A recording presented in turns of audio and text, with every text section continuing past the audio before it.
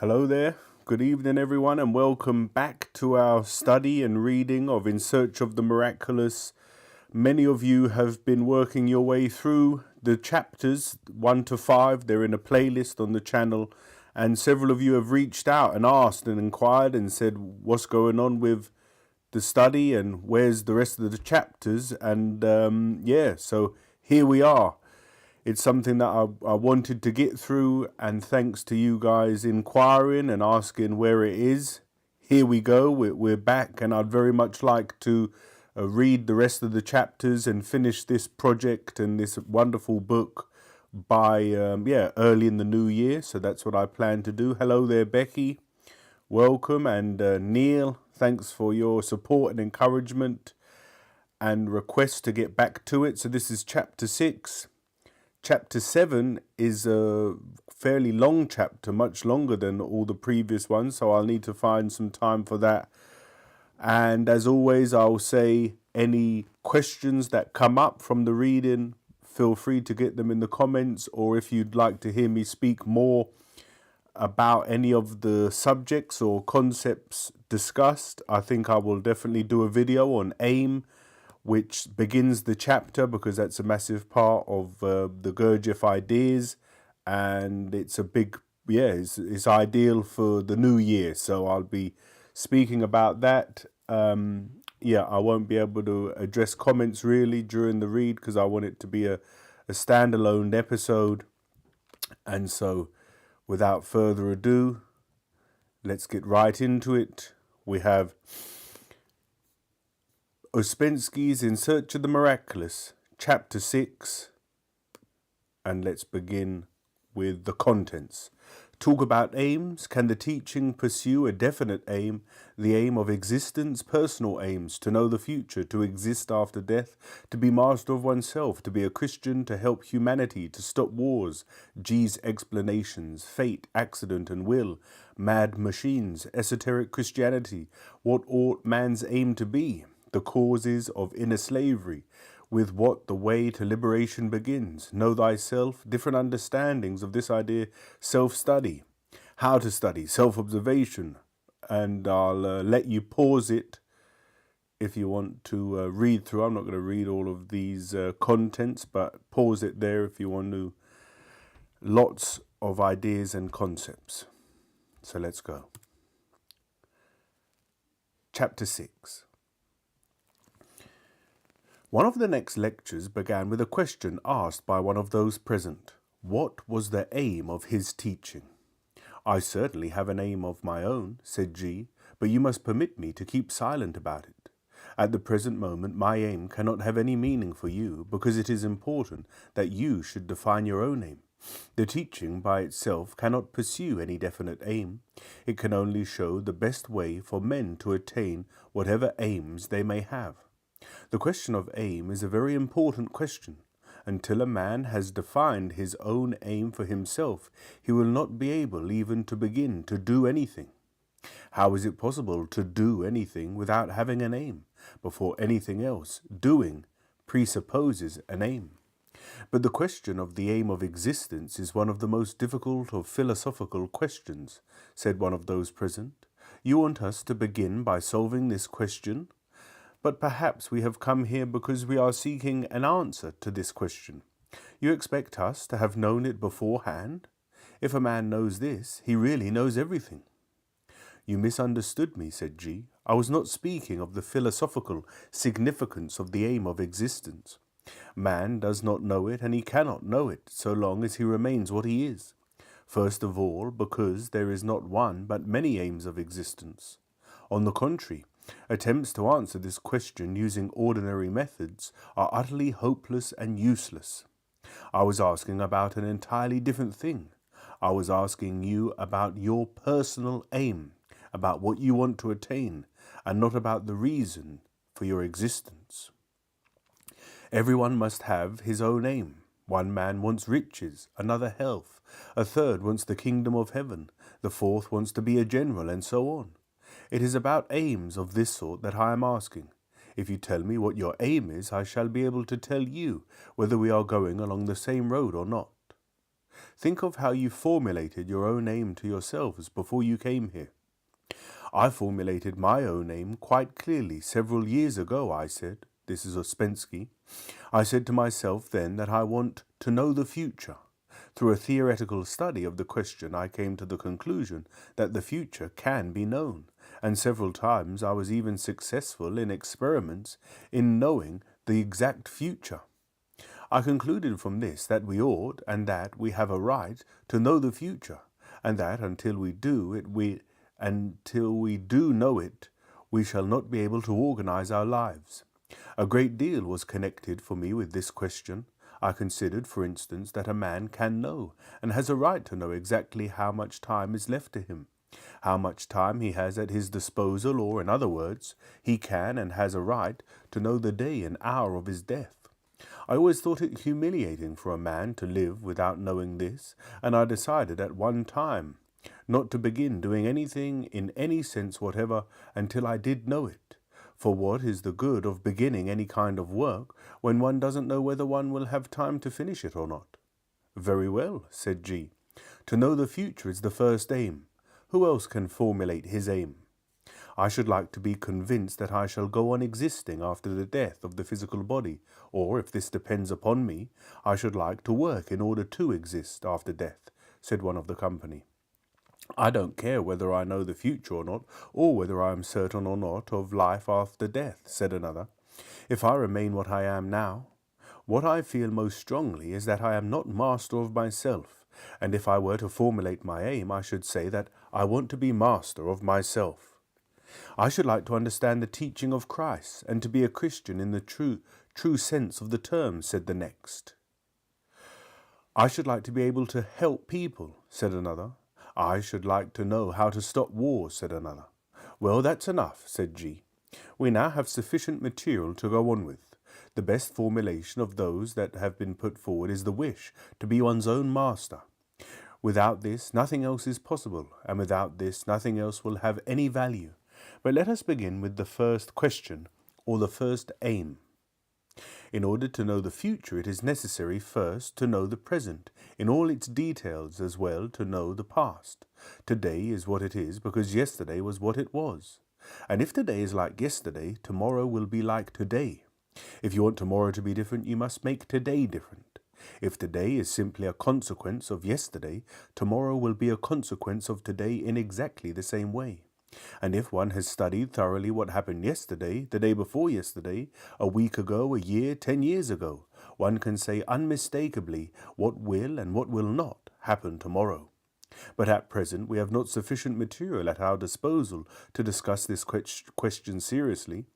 What happens or may happen to us may depend upon three causes: upon accident, upon fate, or upon our own will. Such as we are almost wholly dependent upon accident. We can have no fate in the real sense of the word any more than we can have will. If we had will, then through this alone we should know the future, because we should then make our future, and make it such as we want it to be. If we had fate, we could also know the future, because fate corresponds to type. If the type is known, then its fate can be known, that is, both the past and the future. But accidents cannot be foreseen. Today a man is one, tomorrow he is different. Today one thing happens to him, tomorrow another.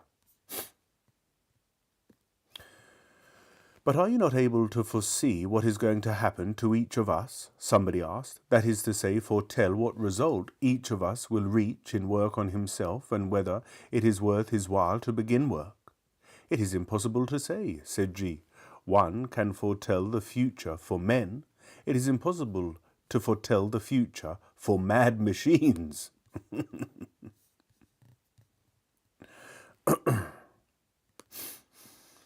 Their direction changes every moment. At one moment, a machine of this kind is going in one direction, and you can calculate where it can get to. But 5 minutes later, it is already going in quite a different direction, and all your calculations prove to be wrong. Therefore, before talking about knowing the future, one must know whose future is meant. If a man wants to know his own future, he must first of all know himself. Then he will see whether it is worth while to know the future. Sometimes, maybe, it is better not to know it. It sounds paradoxical, but we have every right to say that we know our future. It would be exactly the same as our past has been. Nothing can change of itself. And in practice, in order to study the future, one must learn to notice and to remember the moments when we really know the future and when we act in accordance with this knowledge. Then, judging by results, it will be possible to demonstrate that we really do know the future. This happens in a simple way in business, for instance. Every good commercial businessman knows the future. If he does not know the future, his business goes smash. In work on oneself, one must be a good businessman, a good merchant, and knowing the future is worthwhile only when a man can be his own master. There was a question here about the future life, about how to create it, how to avoid final death, how not to die. For this it is necessary to be. If a man is changing every minute, if there is nothing in him that can withstand external influences, it means that there is nothing in him that can withstand death. But if he becomes independent of external influences, if there appears in him something that can live by itself, this something may not die. In ordinary circumstances, we die every moment. External influences change, and we change with them. That is, many of our eyes die. If a man develops in himself a permanent eye that can survive a change in external conditions, it can survive the death of the physical body. The whole secret is that one cannot work for a future life without working for this one. In working for life, a man works for death, or rather, for immortality. Therefore, work for immortality, if one may so call it, cannot be separated from general work. In attaining the one, a man attains the other. A man may strive to be simply for the sake of his own life's interests. Through this alone he may become immortal. We do not speak specially of a future life, and we do not study whether it exists or not, because the laws are everywhere the same. In studying his own life as he knows it and the lives of other men from birth to death, a man is studying all the laws which govern life and death and immortality. It becomes the master of his life. If he becomes master of his life, he may become the master of his death. Another question was how to become a Christian. First of all, it is necessary to understand that a Christian is not a man who calls himself a Christian, or whom others call a Christian. A Christian is one who lives in accordance with Christ's precepts. Such as we are, we cannot be Christians. In order to be Christians, we must be able to do. We cannot do. With us, everything happens. Christ says, love your enemies. But how can we love our enemies when we cannot even love our friends? Sometimes it loves, and sometimes it does not love. Such as we are, we cannot even really desire to be Christians because, again, sometimes it desires and sometimes it does not desire. And one and the same thing cannot be desired for long, because suddenly, instead of desiring to be a Christian, a man remembers a very good but very expensive carpet that he has seen in a shop. And instead of wishing to be a Christian, he begins to think how he can manage to buy this carpet, forgetting all about Christianity. Or if somebody else does not believe what a wonderful Christian he is, he will be ready to eat him alive or to roast him on hot coals. In order to be a good Christian, one must be. To be means to be master of oneself. If a man is not his own master, he has nothing and can have nothing, and he cannot be a Christian. He is simply a machine, an automaton. A machine cannot be a Christian. Think for yourselves. Is it possible for a motorcycle or a typewriter or a gramophone to be a Christian? They are simply things which are controlled by chance. They are not responsible. They are machines. To be a Christian means to be responsible. Responsibility comes later when a man even partially ceases to be a machine and begins in fact, and not only in words, to desire to be a Christian. What is the relation of the teaching you are expounding to Christianity as we know it? Asked somebody present. I do not know what you know about Christianity, answered G, emphasizing this word. It would be necessary to talk a great deal and to talk for a long time in order to make clear what you understand by this term. But for the benefit of those who know already, I will say that, if you like, this is esoteric Christianity. We will talk in due course about the meaning of these words. At present we will continue to discuss our questions. Of the desires expressed, the one which is most right is the desire to be master of oneself, because without this nothing else is possible.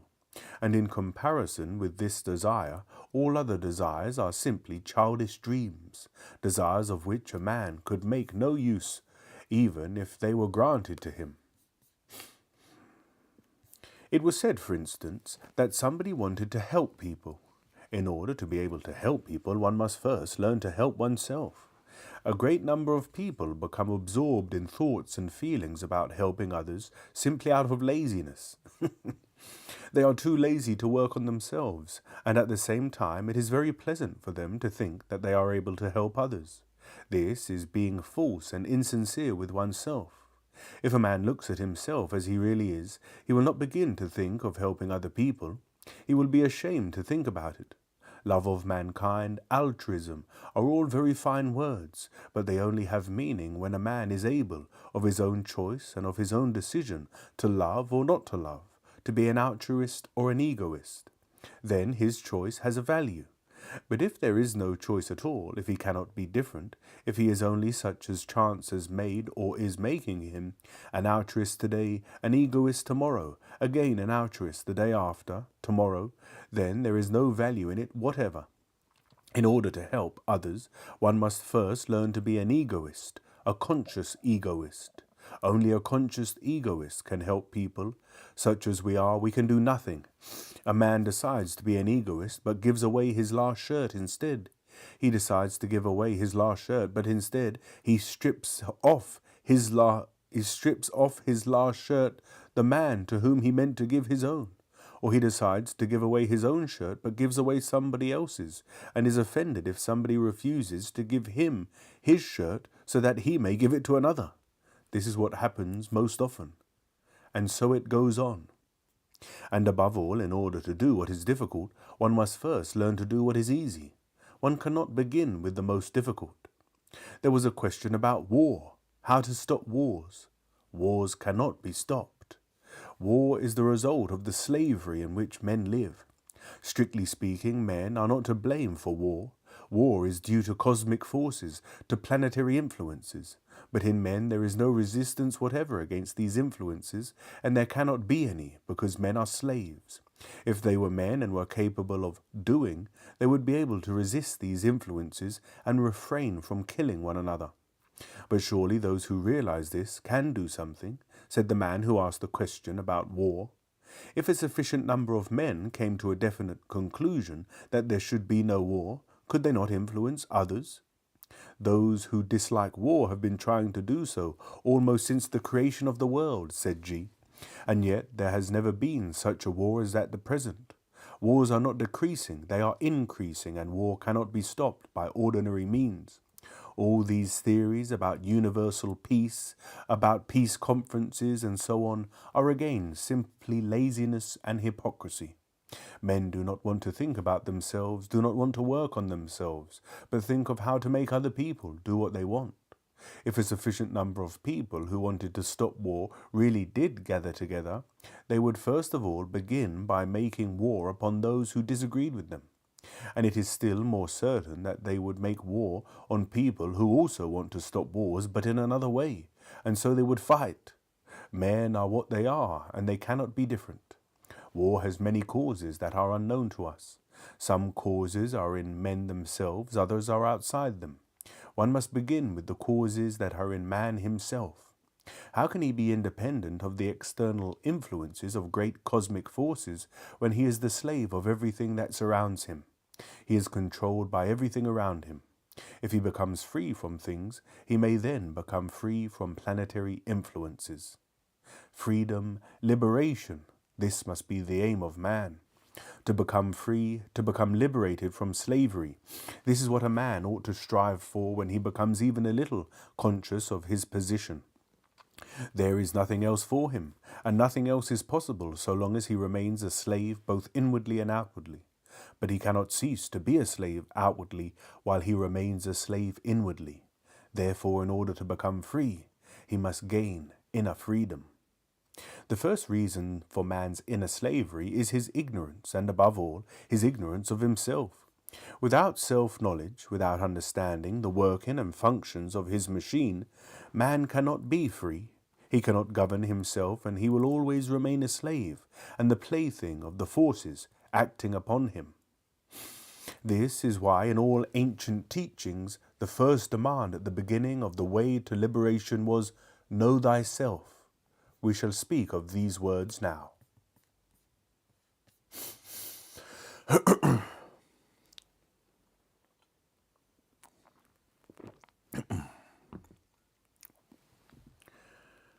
The next lecture began precisely with the words, "Know thyself." These words, said G, which are generally ascribed to Socrates, actually lie at the basis of many systems and schools far more ancient than the Socratic. But although modern thought is aware of the existence of this principle, it has only a very vague idea of its meaning and significance. Ordinary man of our times, even a man with philosophic or scientific interests, does not realize that the principle "know thyself" speaks of the necessity of knowing one's machine, the human machine. Machines are made more or less the same way in all men. Therefore, before anything else, man must study the structure, the functions, and the laws of his organism. In the human machine, everything is so interconnected. One thing is so dependent upon another that it is quite impossible to study any one function without studying all the others. In order to know one thing, one must know everything. To know everything in man is possible, but it requires much time and labor, and above all, the application of the right method and, what is equally necessary, right guidance. The principle "know thyself" embraces a very rich content. It demands, in the first place, that a man who wants to know himself should understand what this means, with what it is connected, with it what it necessarily depends upon. Knowledge of oneself is a very big but a very vague and distant aim. Man in his present state is very far from self-knowledge. Therefore, strictly speaking, his aim cannot even be defined as self-knowledge. Self-study must be his big aim. It is quite enough if a man understands that he must study himself. It must be man's aim to begin to study himself, to know himself in the right way. Self-study is the work or the way which leads to self-knowledge. But in order to study oneself, one must first learn how to study, where to begin, what methods to use. A man must learn how to study himself, and he must study the methods of self-study. The chief method of self-study is self-observation. Without properly applied self-observation, a man will never understand the connection and the correlation between the various functions of his machine, will never understand how and why on each separate occasion everything in him happens. But to learn the methods of self-observation and of right self-study requires a certain understanding of the functions and the characteristics of the human machine. Thus, in observing the functions of the human machine, it is necessary to understand the correct division of the functions observed and to be able to define them exactly and at once. And the definition must not be a verbal but an inner definition, by taste, by sensation, in the same way as we define all inner experiences. There are two methods of self-observation: analysis, or attempts at analysis, that is, attempts to find the answers to the questions, upon what does a certain thing depend and why does it happen? And the second method is registering, simply recording in one's mind what is observed at the moment. Self-observation, especially in the beginning, must on no account become analysis or attempts at analysis. Analysis will only become possible much later, when a man knows all the functions of his machine and all the laws which govern it. In trying to analyze some phenomenon that he comes across within him, a man generally asks, "What is this? Why does it happen in this way, and not in some other way?" And he begins to seek an answer to these questions, forgetting all about further observations. Becoming more and more engrossed in these questions, he completely loses the thread of self-observation and even forgets about it. Observation stops. It is clear from this that only one thing can go on, either observation or attempts at analysis. But even apart from this, Attempts to analyze separate phenomena without a knowledge of general laws are a completely useless waste of time. Before it is possible to analyze even the most elementary phenomenon, a man must accumulate a sufficient quantity of material by means of recording. Recording, that is, the result of a direct observation of what is taking place at a given moment, is the most important material in the work of self-study. When a certain number of records have been accumulated and when, at the same time, laws to a certain extent have been studied and understood, analysis becomes possible. From the very beginning, observation or recording must be based upon the understanding of the fundamental principles of the activity of the human machine. Self-observation cannot be properly applied without knowing these principles, without constantly bearing them in mind. Therefore, ordinary self-observation, in which all people are engaged all their lives, is entirely useless and leads nowhere. Observation must begin with the division of functions. All the activity of the human machine is divided into 4 sharply defined groups, each of which is controlled by its own special mind, or center. In observing himself, a man must differentiate between the 4 basic functions of his machine: the thinking, the emotional, the moving, and the instinctive. Every phenomenon that a man observes in himself is related to one or the other of these functions. Therefore, before beginning to observe, a man must understand how the functions differ, what intellectual activity means, what emotional activity means, what moving activity means, and what instinctive activity means. Observation must begin from the beginning.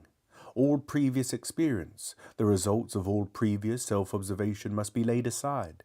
They may contain much available material, but all this material is based upon wrong divisions of the functions observed, and is itself wrongly divided. It cannot therefore be utilized. At any rate, it cannot be utilized at the beginning of the work of self-study. What is of value in it will, at the proper time, be taken up and made use of. But it is necessary to begin from the beginning. A man must begin observing himself as though he did not know himself at all, as though he had never observed himself. When he begins to observe himself, he must try to determine at once to what group, to which center, belong the phenomena he is observing at the moment. Some people find it difficult to understand the difference between thought and feeling. Others have difficulty in understanding the difference between feeling and sensation, between a thought and a moving impulse. Speaking on very broad lines, one may say that the thinking function always works by means of comparison. Intellectual conclusions are always the result of the comparison of 2 or more impressions. Sensation and emotion do not reason, do not compare, they simply define a given impression by its aspect, by its being pleasant or unpleasant, in one sense or another, by its color, taste, or smell. Moreover, sensations can be indifferent, neither warm nor cold, neither pleasant nor unpleasant. White paper, red pencil. In the sensation of white or red there is nothing either pleasant or unpleasant. At any rate, there need not necessarily be anything pleasant or unpleasant connected with this or that color. These sensations, the so-called 5 senses and others, like the feeling of warmth, cold, and so on, are instinctive. Feeling functions or emotions are always pleasant or unpleasant. Indifferent emotions do not exist. The difficulty of distinguishing between the functions is increased by the fact that people differ very much in the way they feel their functions. This is what we do not generally understand. We take people to be much more alike than they really are. In reality, however, there exist between them great differences in the forms and methods of their perception. Some perceive chiefly through their mind, others through their feeling, and others through sensation. It is very difficult, almost impossible, for men of different categories and of different modes of perception to understand one another, because they call one and the same thing by different names, and they call different things by the same name. Besides this, various other combinations are possible. One man perceives by thoughts and sensations, another by thoughts and feelings, and so on. One or another mode of perception is immediately connected with one or another kind of reaction to external events. The result of this difference in perception and reaction to external events is expressed in the first place by the fact that people do not understand one another, and in the second by the fact that they do not understand themselves. Very often a man calls his thoughts or his intellectual perceptions his feelings, calls his feelings his thoughts, and his sensations his feelings. This last is the most common. If two people perceive the same thing differently, let us say that one perceives it through feeling and another through sensation, they may argue all their lives and never understand in what consists the difference of their attitude to a given object. Actually, one sees one aspect of it and the other a different aspect. In order to find a way of discriminating, we must understand that every normal psychic function is a means of or an instrument of knowledge. With the help of the mind, we see one aspect of things and events. With the help of emotions, another aspect. With the help of sensations, a third aspect. The most complete knowledge of a given subject possible for us can only be obtained if we examine it simultaneously with our mind, feelings, and sensations. Every man who is striving after right knowledge must aim at the possibility of attaining such perception. In ordinary conditions, man sees the world through a crooked, uneven window, and even if he realizes this, he cannot alter anything. This or that mode of perception depends upon the work of his organism as a whole. All functions are interconnected and counterbalance one another. All functions strive to keep one another in the state in which they are. Therefore, when a man begins to study himself, he must understand that if he discovers in himself something that he dislikes, he will not be able to change it. To study is one thing, and to change is another. But study is the first step towards the possibility of change in the future. And in the beginning, to study himself, he must understand that for a long time, all his work will consist in study only.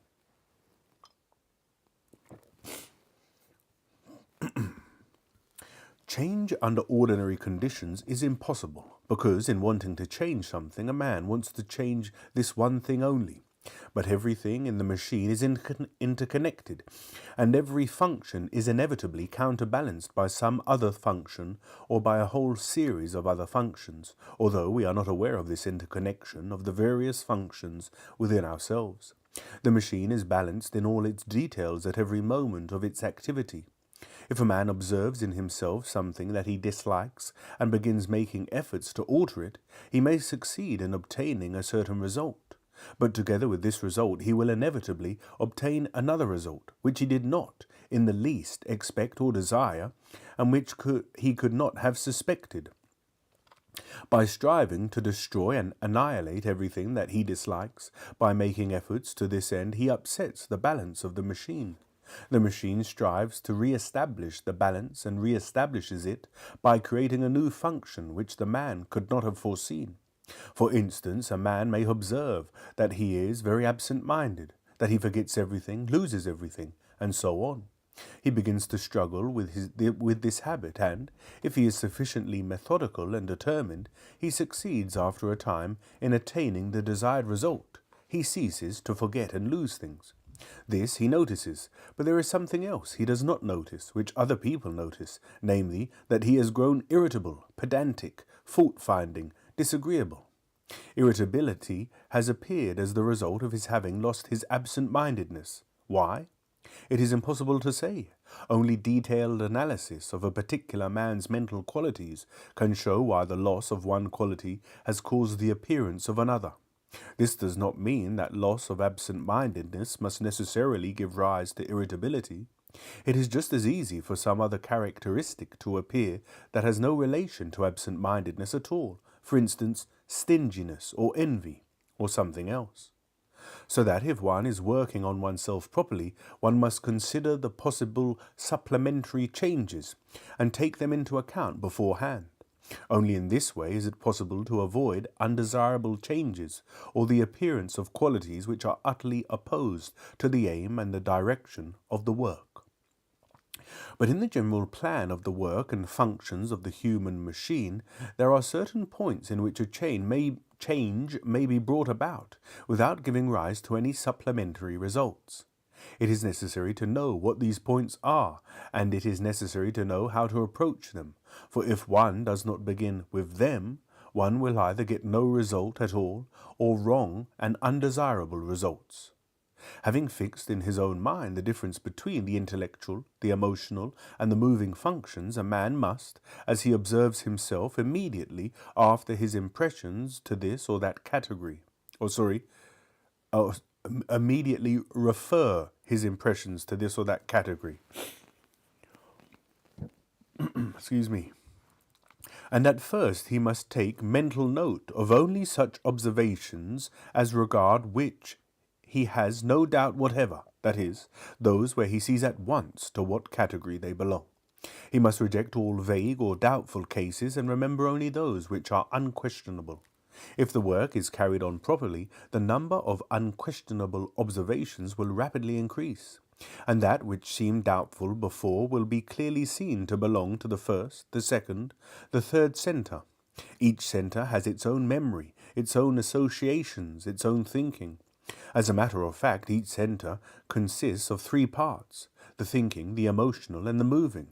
But we know very little about this side of our nature. In each centre we know only one part. Self-observation, however, will very quickly show us that our mental life is much richer than we think, or in any case that it contains more possibilities than we think.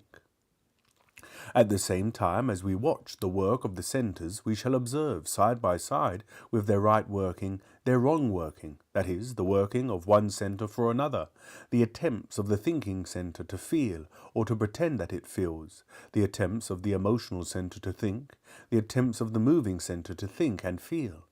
As has been said already, one centre working for another is useful in certain cases, for it preserves the continuity of mental activity. But in becoming habitual it becomes at the same time harmful, since it begins to interfere with right working by enabling each centre to shirk its own direct duties and to do, not what it ought to be doing, but what it likes best at the moment. In a normal, healthy man, each centre does its own work, that is, the work for which it was specially destined, and which it can best perform. There are situations in life which the thinking centre alone can deal with and can find a way out of. If at this moment the emotional centre begins to work instead, it will make a muddle of everything, and the result of its interference will be most unsatisfactory. In an unbalanced kind of man, the substitution of one centre for another goes on almost continually, and this is precisely what being unbalanced or neurotic means. Each centre strives, as it were, to pass its work on to another, and at the same time it strives to do the work of another centre for which it is not fitted. The emotional centre working for the thinking centre brings unnecessary nervousness, feverishness, and hurry into situations where the contrary, calm judgment and deliberation are essential. The thinking centre working for the emotional centre brings deliberation into situations which require quick decisions and make a man incapable of distinguishing the peculiarities and the fine points of the position. Thought is too slow. It works out a certain plan of action and continues to follow it, even though the circumstances have changed and quite a different course of action is necessary. Besides, in some cases the interference of the thinking centre gives rise to entirely wrong reactions, because the thinking centre is simply incapable of understanding the shades and distinctions of many events. Events that are quite different for the moving centre and for the emotional centre appear to be alike to it. Its decisions are much too general, and do not correspond to the decisions which the emotional centre would have made. This becomes perfectly clear if we imagine the indifference of thought, that is, of the theoretical mind, in the domain of feeling or of sensation or of movement. In all three cases, the interference of the mind leads to wholly undesirable results. The mind cannot understand shades of feeling. We shall see this clearly if we imagine one man reasoning about the emotions of another. He is not feeling anything himself, so the feelings of another do not exist for him. A full man does not understand a hungry one, but for the other they have a very definite existence. And the decisions of the first, that is, of the mind, can never satisfy him. In exactly the same way, the mind cannot appreciate sensations, for if they are dead, nor is it for it they are dead, for it they are dead, nor is it capable of controlling movement. Instances of this kind are the easiest to find. Whatever work a man may be doing, it is enough for him to try to do each action deliberately with his mind, following every movement, and he will see that the quality of his work will change immediately. If he is typing, his fingers, controlled by his moving center, find the necessary letters themselves. But if he tries to ask himself before every letter, where is K, where is the comma, how is this word spelled, he at once begins to make mistakes or to write very slowly. If one drives a car with the help of one's mind, one can go only in the lowest gear.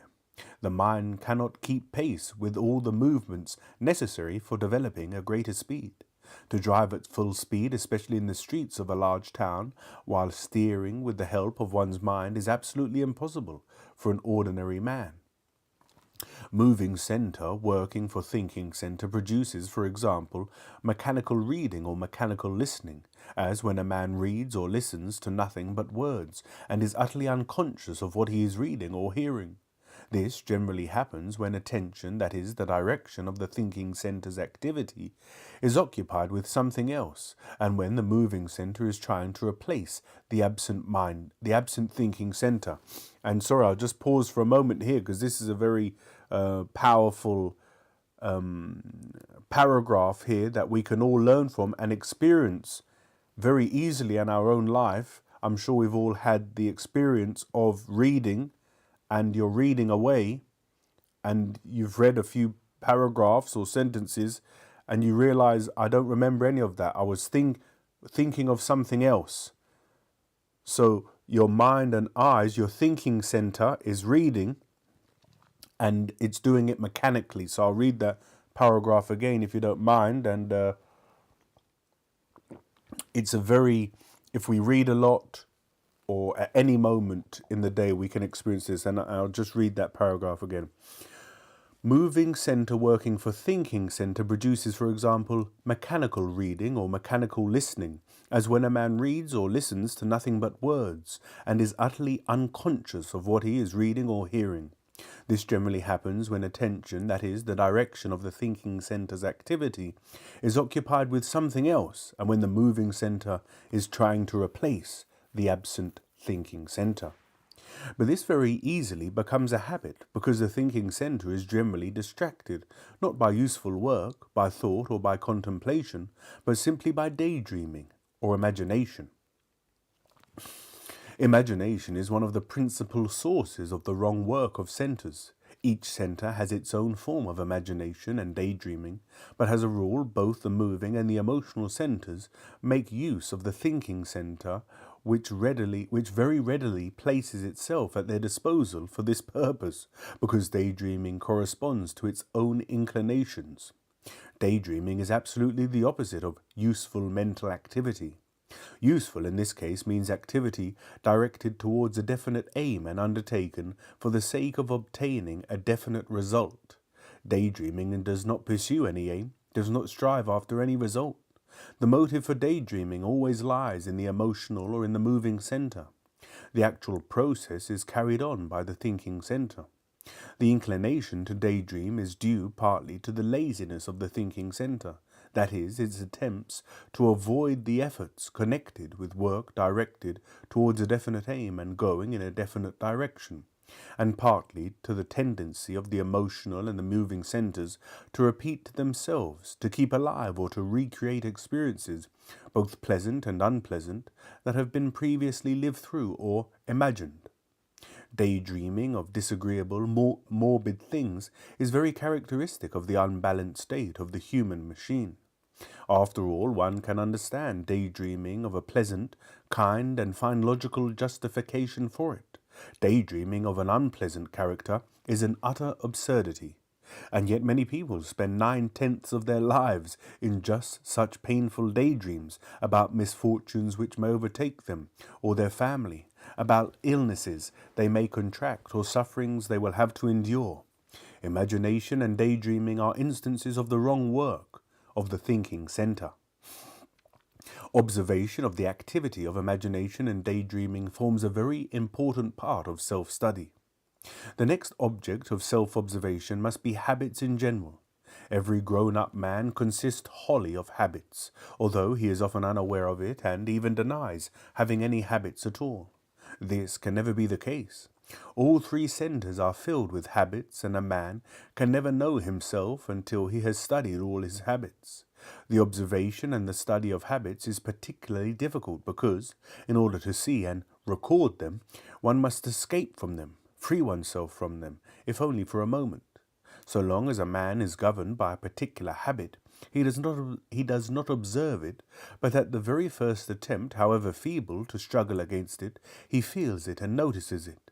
Therefore, in order to observe and study habits, one must try to struggle against them.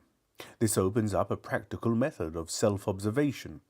It has been said before that a man cannot change anything in himself, that he can only observe and record. This is true, but it is also true that a man cannot observe and record anything if he does not try to struggle with himself, that is, with his habits. This struggle cannot yield direct results, that is to say, it cannot lead to any change, especially to any permanent and lasting change, but it shows what is there. Without a struggle, a man cannot see what he consists of. The struggle with small habits is very difficult and boring, but without it, self-observation is impossible. Even at the first attempt to study the elementary activity of the moving center, a man comes up against habits. For instance, a man may want to study his movements, may want to observe how he walks, but he will never succeed in doing so for more than a moment if he continues to walk in the usual way. But if he understands that his usual way of walking consists of a number of habits, for instance, of taking steps of a certain length, walking at a certain speed, and so on, and he tries to alter them, that is, to walk faster or slower, to take bigger or smaller steps, he will be able to observe himself and to study his movements as he walks. If a man wants to observe himself when he is writing, he must take note of how he holds his pen, and try to hold it in a different way from usual. Observation will then become possible. In order to observe himself, a man must try to walk, not in his habitual way. He must sit in unaccustomed attitudes. He must stand when he is accustomed to sit. He must sit when he is accustomed to stand. And he must make with his left hand the movements he is accustomed to make with his right hand, and vice versa. All this will enable him to observe himself and study the habits and associations of the moving center.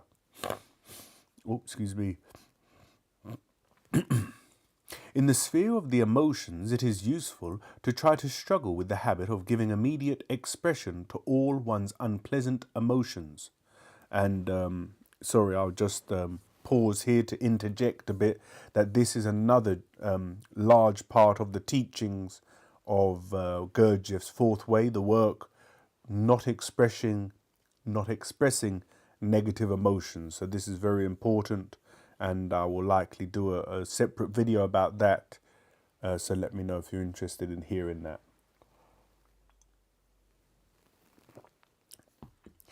In the sphere of the emotions, it is very useful to try to struggle with the habit of giving immediate expression to all one's unpleasant emotions. Many people find it very difficult to refrain from expressing their feelings about bad weather. It is still more difficult for people not to express unpleasant emotions when they feel that something or someone is violating what they may conceive to be order or justice. Besides being a very good method for self-observation, the struggle against expressing unpleasant emotions has at the same time another significance. It is one of the few directions in which a man can change himself or his habits without creating other undesirable habits. Therefore, self-observation and self-study must, from the first, be accompanied by the struggle against the expression of unpleasant emotions. If he carries out all these rules while he observes himself, a man will record a whole series of very important aspects of his being. To begin with, he will record with unmistakable clearness the fact that his actions, thoughts, feelings, and words are the result of external influences, and that nothing comes from himself. He will understand and see that he is in fact an automaton acting under the influences of external stimuli. He will feel his complete mechanicalness. Everything happens. He cannot do anything. He is a machine controlled by accidental shocks from outside. Each shock calls to the surface one of his eyes. A new shock and that eye disappears and a different one takes its place. Another small change in the environment and again there is a new eye. A man will begin to understand that he has no control of himself whatever, that he does not know what he may say or do the next moment. He will begin to understand that he cannot answer for himself, even for the shortest length of time. He will understand that if he remains the same and does nothing unexpected, it is simply because no unexpected outside changes are taking place. He will understand that his actions are entirely controlled by external conditions, and he will be convinced that there is nothing permanent in him from which control could come, not a single permanent function, not a single permanent state. There were several points in G's psychological theories that particularly aroused my interest. The first thing was the possibility of self-change, that is, the fact that in beginning to observe himself in the right way, a man immediately begins to change himself, and that he can never find himself to be right, never find himself to be right, I think that is. So this is Ouspensky now. The quotes from Gurdjieff is finished, and this is Ouspensky speaking. The second thing was the demand not to express unpleasant emotions. I at once felt something big behind this, and the future showed that I was right, for the study of emotions and the work on emotions became the basis of the subsequent development of the whole system. But this was much later. The third thing, which at once attracted my attention, and of which I began to think the very first time I heard of it, was the idea of the moving centre. The chief thing that interested me here was the question of the relation in which G placed moving functions to instinctive functions. Were they the same thing or were they different? And further, in what relation did the divisions made by G stand to the divisions customary in ordinary psychology? With certain reservations and additions, I had considered it possible to accept the old divisions, that is, to divide man's actions into conscious actions, automatic actions, which must at first be conscious, instinctive actions, expedient but without consciousness of purpose, and reflexes, simple and complex, which are never conscious and which can, in certain cases, be inexpedient. In addition, there were actions performed under the influence of hidden emotional dispositions or inner unknown impulses. G turned all this structure upside down. First of all, he completely rejected conscious actions because, as it appeared from what he said, there was nothing that was conscious.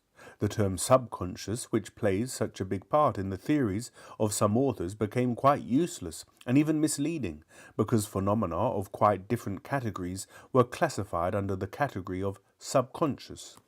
The division of actions according to the centers controlling them did away with all uncertainty and all possible doubts as to the correctness of these divisions. What was particularly important in G's system was the indication that the same actions could originate in different centers. An example is the recruit and the old soldier at rifle drill. One has to perform the drill with his thinking center, the other does it with the moving center, which does it much better. But G did not call actions governed by the moving center automatic. He used the name automatic only for the actions which a man performs imperceptibly for himself. If the actions are observed by a man, they cannot be called automatic. He allotted a big place to automatism, but regarded the moving functions as distinct from the automatic functions, and, what is most important, he found automatic actions in all centers. He spoke, for instance, of automatic thoughts and of automatic feelings. When I asked him about reflexes, he called them instinctive actions, and as I understood from what followed, among external movements, he considered only reflexes to be instinctive actions. I was very interested in the interrelation of moving and instinctive functions in his description, and I often returned to this subject in my talks with him. First of all, G drew attention to the constant misuse of the words instinct and instinctive. It transpired from what he said that these words could be applied by rights only to the inner functions of the organism. The beating of the heart, breathing, the circulation of blood, digestion, these were instinctive functions. The only external functions that belong to this category are reflexes. The difference between instinctive and moving functions was as follows. The moving functions of man, as well as of animals, of a bird, of a dog, must be learned, but instinctive functions are inborn. A man has very few inborn external movements. An animal has more, though they vary. Some have more, others have less. But that which is usually explained as instinct is very often a series of complex moving functions which young animals learn from older ones. One of the chief properties of the moving center is its ability to imitate. The moving center imitates what it sees without reasoning. This is the origin of the legends that exist about the wonderful intelligence of animals, or the instinct that takes the place of intelligence and makes them perform a whole series of very complex and expedient actions.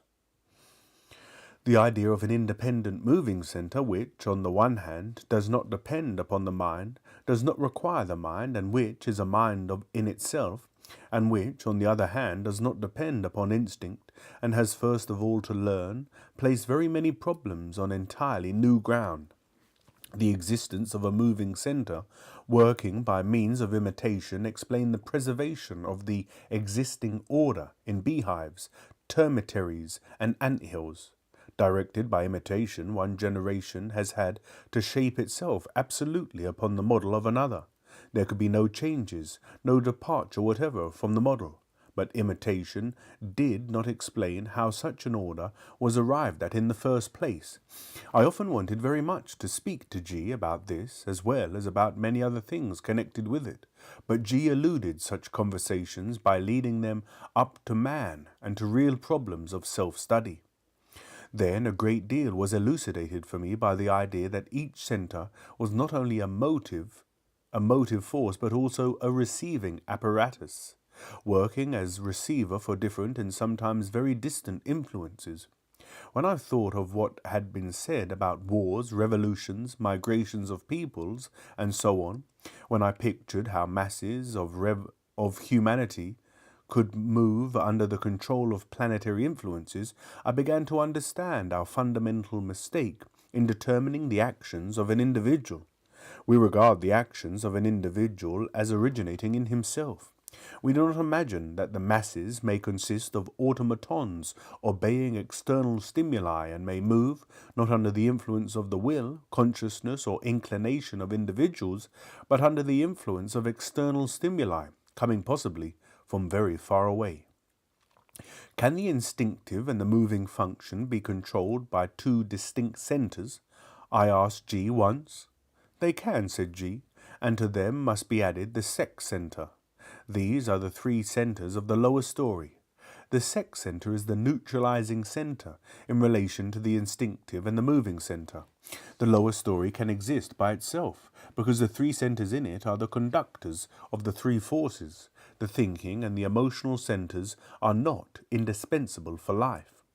Which of them is active and which is passive in the lower story? It changes, said G. One moment the moving center is active and the instinctive is passive. Another moment the instinctive is active and the moving is passive.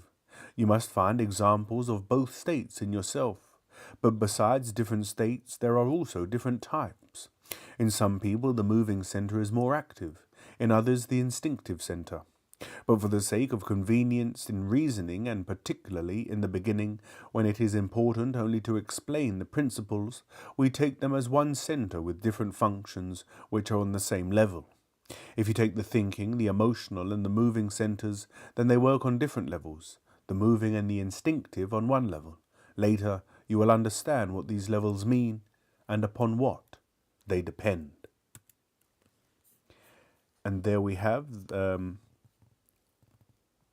chapter 6. And hello there, everyone who's coming at the end. Welcome. Any questions, get them in the chat and I'll answer them. Excuse me. And yeah, chapter 6, I'll just discuss that for a little while. And any questions, like I say, get them in the chat. We've got Alex. Hello there, Alex. Welcome. Andrew says, ready for the New Year's party.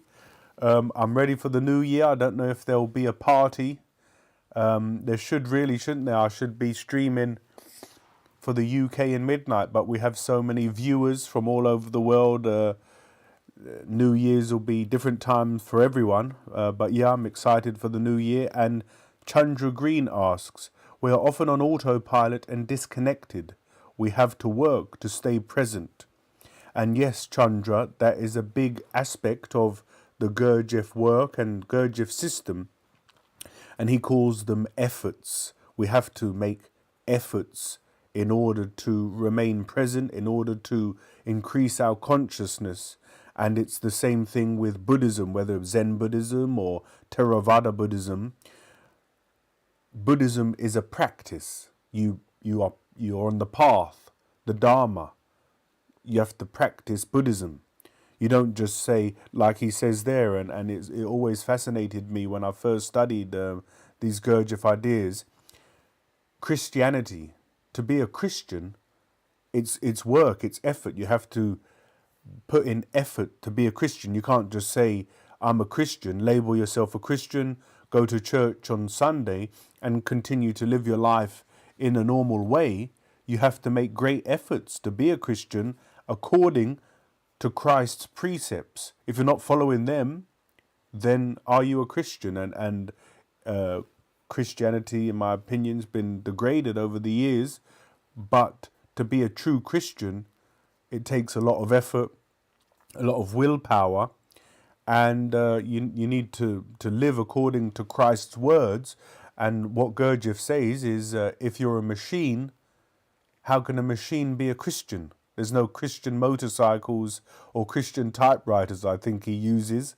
So yes, if you're a machine, you can't be a Christian. First you have to wake up and then you have to work to be a Christian. And I'll just comment on some of the notable parts of chapter 6. Right at the beginning, Gurdjieff talks about the aim. And aim is a big is a big part of the system. And sorry, Andrew, it's already on the channel, my friend. Eckhart Tolle's The Power of Now. It's on the channel. I think I abridged it a little bit. I missed out maybe a couple of the chapters, but it's there, most of it. And that, Andrew, is a very powerful book too, The Power of Now. I particularly like it where he talks about psychological time and how we can move away from psychological time. But it's very powerful, The Power of Now. And yes, Andrew, I like that book very much, Eckhart Tolle. But Gurdjieff speaks about the aim. He says, if you don't have aim, then you almost don't know where you're going. There's a good quote. Let me try and find it quickly. I'll try and find it without having too much dead empty space. I think I can remember it actually, but I'll get the official quote.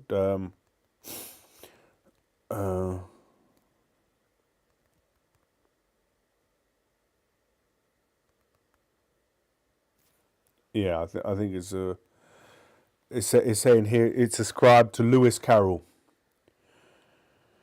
If you don't know where you're going, any road will take you there.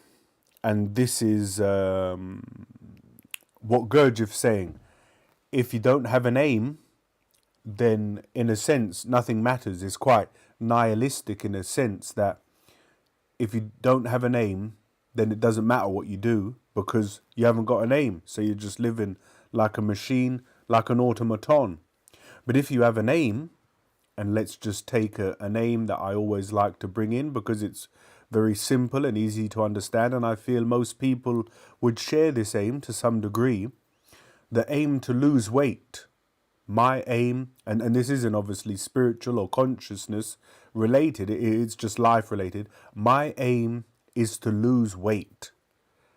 And Gurdjieff would say anything that helps you to lose weight would be good. Anything that stops you or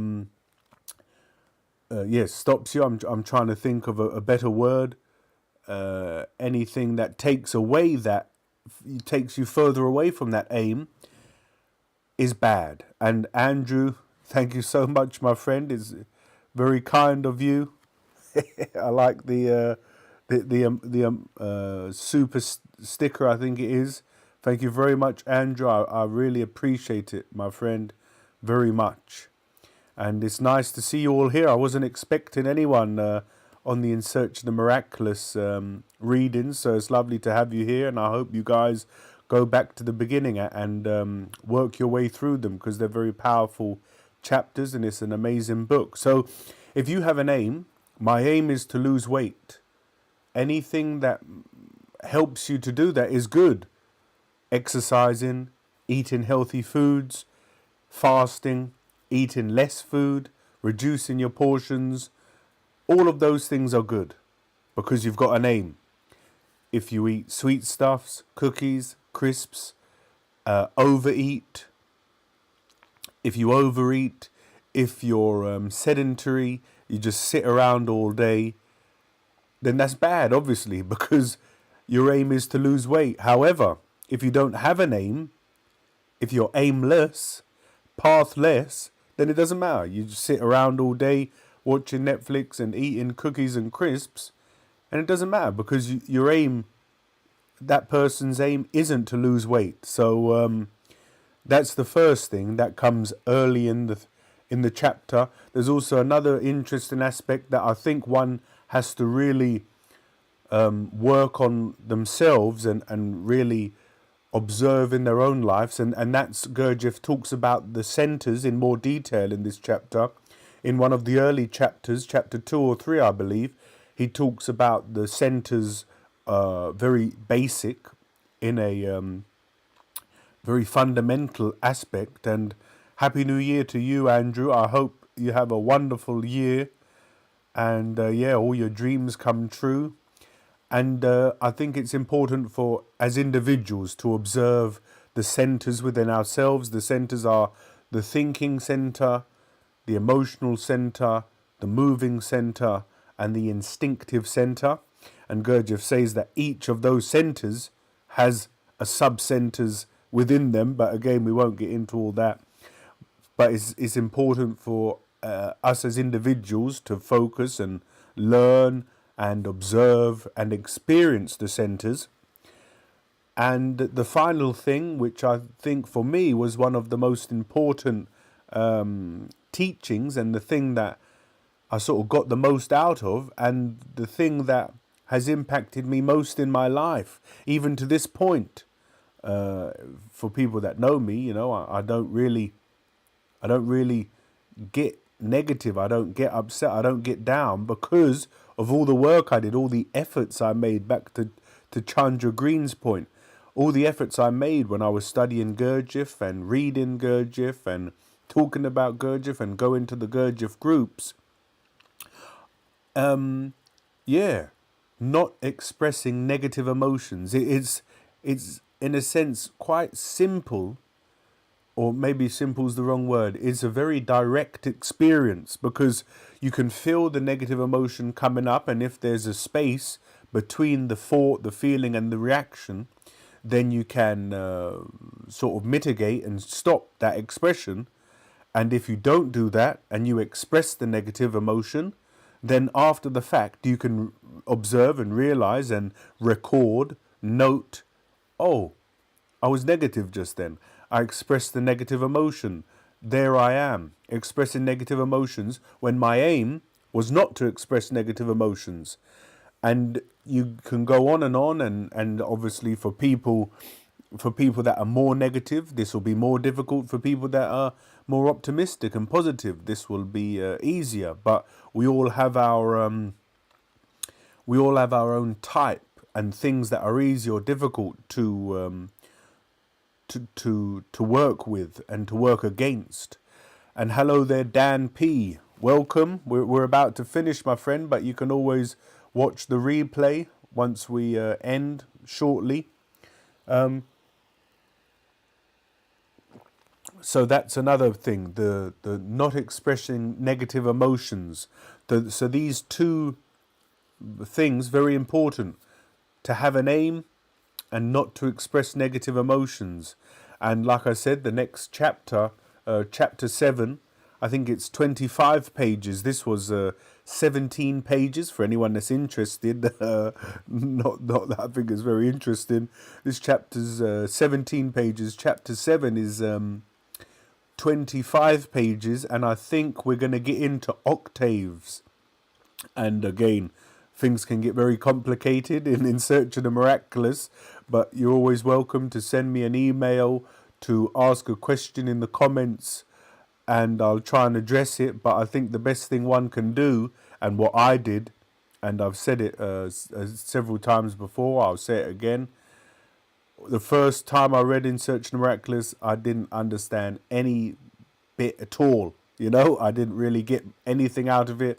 Few paragraphs here and there I took away that I could understand, but there was something in me. My soul wanted to understand it, wanted to know what this book was all about, and so I spent the next 5 years sort of really trying to understand it, reading related books and other books to help me understand the essence of Gurdjieff's teaching. And yes, I think it's just about repetition, going over it. And again, this isn't valued in today's society, in today's world, sadly. The reviewing, even people aren't interested in reading books, let alone reviewing a book. Oh, I just read that last year, why would I read it again? Well, powerful books like In Search of the Miraculous, for me, I would read it every year for many years, and every time I'd read it, I'd get something new out of it. And just to go into the chat, Dan P says, I'll hopefully be here for chapter 7, and I hope you will too, Dan. And if not, you can always catch up. And David Weber, hello there, my friend, says, thank you for doing this. Really helps to go over things a few times. So that's David agrees with my point, and especially difficult things, Sometimes you can go over them 3 or 4 times and still not get it. And there's been times where I still not. And there's even still things that I think I read in one of the previous chapters about the hydrogens and the positive, negative neutralizing force, and how this relates to the carbon and the hydrogen and the oxygen. And even now, I still don't get it, and maybe I'll get it a little bit more than I ever did, but I couldn't tell you about it or discuss it or explain it because I don't understand it. And so all that to say, we mustn't be disheartened by these difficult books. We must continue and persist and just continue to try. And again, I'd like to think that here at Book Club, we have some good discussions in the chats, and any questions I will always try and answer, often with their own video if someone asks questions about In Search of the Miraculous. Otherwise, I will just comment on the parts that I think is most important. I think it's an ideal time that we've read this today. The new year is coming up, and so I think it's a time that we can all set an aim for ourselves. And so I'm going to do a video about that in the new year. Set an aim for the new year. People call it resolutions, don't they? New Year's resolution. But Gurdjieff calls them an aim, and by having an aim, one can orient their life towards that. And so that's enough commenting stroke rambling or ranting for now.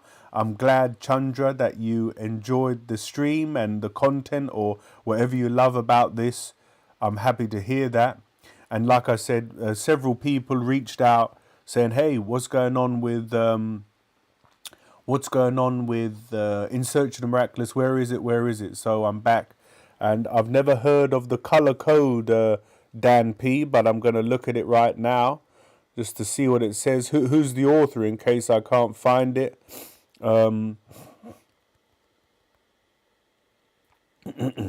Let's read this. Taylor Hartman, is it? Dan P.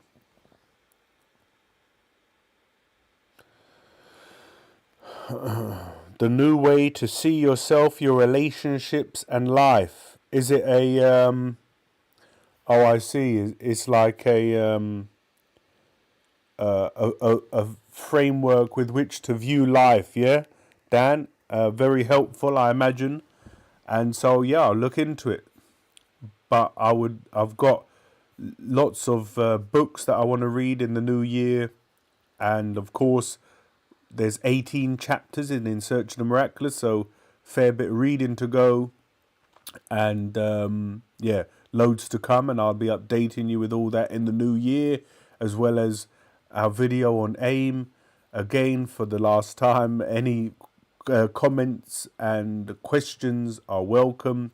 Andrew, you're too kind. You're too kind. Thanks again for the super sticker. Welcome everyone. Becky, Alex, Chandra, Dan and David. Thanks all for joining me. I'm not sure when the next read will be, but in the new year, I'm going to increase the output, try and read more regularly and for longer. That's what YouTube wants. Hopefully that's what you want. It's what I want to do. And so that's my aim. That's my aim. And I'll be doing it because I love these streams very much. So thanks, guys, for being here. If I don't see you and don't go live again, Happy New Year. I hope you can formulate a clear aim and move towards it. But for now, good night. Happy New Year. Take care of yourselves. And I'll see you very soon. Bye, guys. See you.